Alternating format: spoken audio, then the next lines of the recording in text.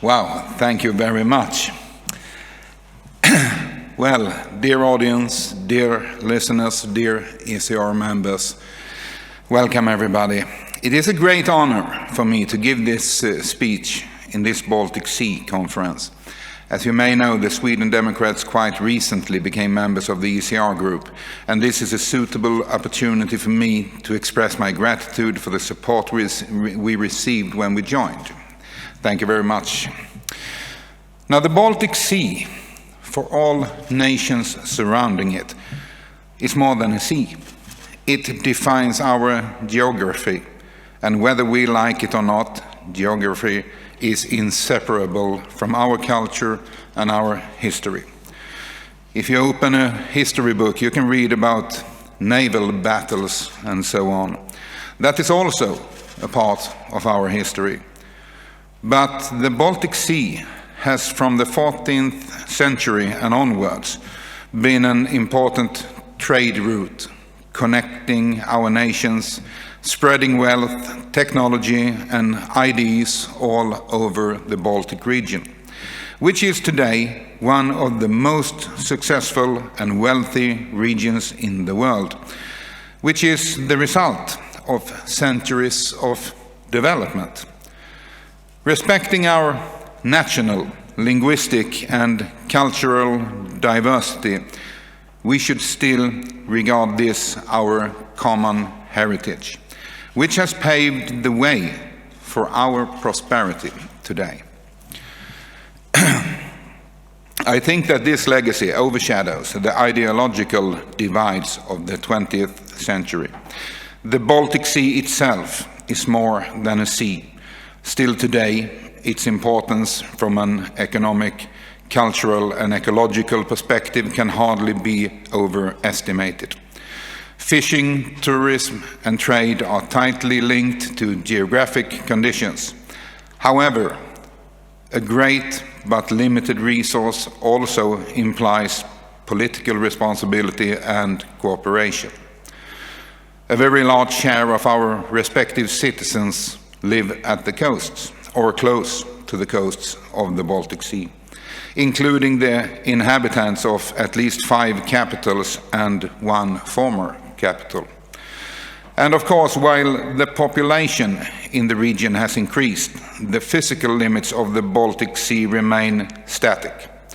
The limited exchange of water with the ocean results in unique but very sensitive ecological conditions. In all, this translates into a challenge for decision makers to find common ground for the complex issue of environmental stewardship and to balance economic and social aspects with environmental protection. And in this context, I would like to highlight the work of HELCOM, Helsinki Commission, or Baltic Marine Environment Protection Commission, founded in 1974. Where all nations with Baltic coast are active members. Its purpose is precisely to protect the marine environment. Consider that environmental issues can be local, global, and regional, and should thus be dealt with at the appropriate level or levels. And let me stress that some issues are local and national, and should not be handled by, for instance, by the European Union, simply because they are local issues and should not involve the bureaucracy of intergovernmental cooperation and decision-making. Now, the stewardship of a common natural resource, such as the Baltic fish stocks, and protection of common air and water represent quite typical examples of regional issues where intergovernmental cooperation is called for or even necessary. And it is encouraging that our nations around the Baltic Sea share the endeavor to preserve the environment and natural resources for future generations. This being said, the Baltic Sea is not a postcard. It is not a pristine area reserved for the tourists who can afford to visit it. Our sea and our coasts belong to the people who live here. Yes, we protect certain areas, which we should do and have decided to do according to international agreements, but stewardship, in my and our view, means that resources should be used, but used in a responsible way. Long-term preservation of fish stocks is a common responsibility, and it requires cooperation. We have a system based on scientifically established quotas and a dialogue between the involved parts, which is a reasonable system. My view is that we should listen to specialists, which means that politicians should not try to define quotas of their own, neither higher nor lower. We leave this to the expertise. Our responsibility as politicians is to guarantee a robust system which allows the experts to do their job. Generally speaking, fishing in the Baltic Sea is tightly controlled, as it should be. Still, our consumers often prefer products from the other side of the world, also from outside the European Union, while fishers from the Baltic region are losing the corresponding market shares.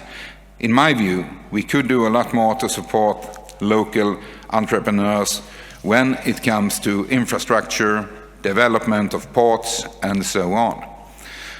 But it is also a matter of attitude, where politicians could contribute even more. I am a supporter of fishing on different scales. Yes, we must allow large-scale fishing as long as it complies with the rules. But we don't need to allow it in all waters. There must be a role to play also for small-scale fishing to support fishing communities around the Baltic Sea. Fishing and hunting are two aspects of marine stewardship. Some people say we should stay away from nature, stop hunting animals, stop fishing, and buy imported fish and meat from the shop. I disagree. Stewardship is about understanding nature, using natural resources and preserving natural resources. In this context, I cannot skip the issue of the Baltic Cod, unfortunately. The stock of Baltic Cod is, at least in some areas, in a miserable state. The main problem is the size of the cod and the prevalence of worm-like parasites, which makes fishing unprofitable. The quotas have accordingly been sharply reduced, but these quotas have not been exploited. Now let me state some facts. The numbers of Baltic grey seals have multiplied since the 90s. And you can ask any fisher if that is a causing problem. The answer will be threefold yes. And the worst problem is probably not that the seals eat considerable amounts of fish. The worst problem is not that the seals destroy equipment. The worst problem is probably not that the seals make hook fishing virtually impossible in many areas. The worst problem of seal is probably that it is a co-host of parasites and contribute to the spread of parasites. In Norway, with its huge coast, they only have a fraction of the seals that we have in Sweden. Because they saw the problem in time and kept the number of seals on a manageable level. I leave the details to the specialists and to the hunters, but it is in forums like this one where we can actually deal with regional matters, and seal management is one of them. The situation with cormorants, it's not much better. It does not even belong to the local fauna. Nevertheless, it causes a lot of damage. The problem is that hunting of birds is regulated by an EU directive, the Bird Directive, which makes the issue unnecessarily complicated. Another topic that I would be happier not to think about is over fertilization. Excessive supply of nutrients to the Baltic waters, in particular in the past, have resulted in lack of oxygen in large areas of the Baltic Sea. Again, this is a regional matter. It doesn't make any sense for one single country to curb the emissions of nutrients if the rest don't care. So we need a common strategy for the whole region. I wish I could say it is easy, but it is not. Nitrogen and phosphorus come from multiple sources and multiple countries, suggesting that we do need an overall common strategy. And with a great deal of efforts from around the Baltic region, things are getting better.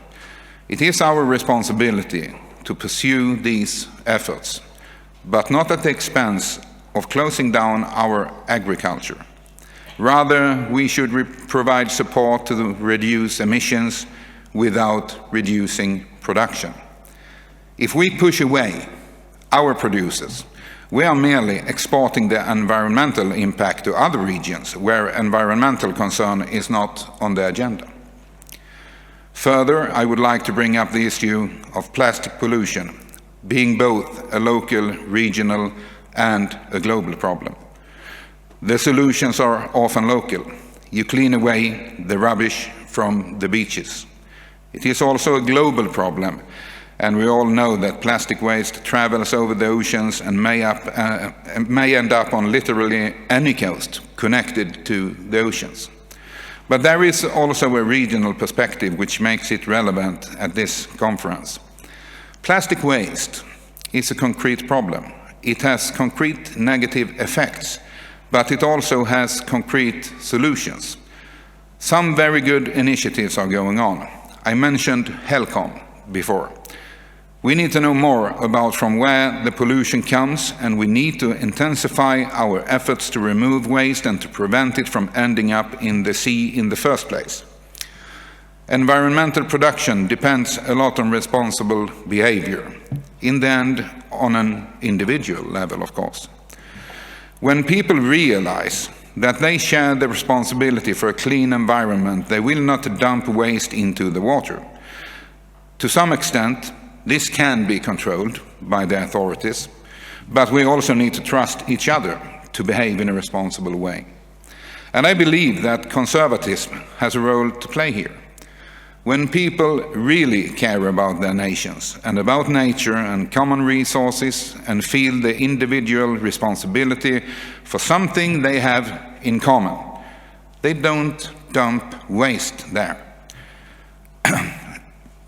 And neither on a small or large scale issue. But let us not forget that environmental concern is linked to the economy and human development. If you are struggling to build up a decent life, you care less about the environment, you can't afford it. You have other priorities than the quality of water 10 years from now. When you already have a decent life, you care more about environmental issues. That's one of the reasons that economy and environment are so tightly linked to each other on individual, national, and why not also on a regional level. We are here to discuss common concerns, common efforts, and common solutions. If these issues were not complex, we would not be here. If these issues would not require thoughtful compromises and negotiations, we would not be here. If there would be a straightforward answer to all challenges, we would not be here. But we are here, precisely because we are ready to share each other's knowledge, perspectives, interests, and perspectives on the issue. This I want you all to consider as the kickoff, the start of a common project initiated from the Sweden Democrats in the ECR group in the European Parliament, where all the ECR group adopted this. And this is just a start. We will continue to work with this matter. We will continue to have conferences like this. It is a difficult period of time right now.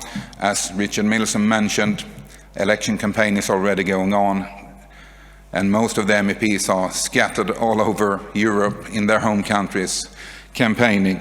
But we wanted to start this off today. We wanted to show you the ideas we have. We wanted to show you the strength we have from the common work we do together in the ECR group in the European Parliament. And with those members we have in our group today, members from countries surrounding the whole of the Baltic Sea region, we have a great opportunity to achieve something. This is actually one of the best opportunities I've seen in a long time to be able to do something here. That was pretty much what I had to say. Only one thing more, and that is a really important issue. Now we are supposed to have Swedish fika. Now, Swedish fika is well known in the world. That is when we drink coffee and have a cookie. If you just understood, Richard, how many problems we have solved over a cup of coffee together. So thank you very much, and let's have some Swedish fika.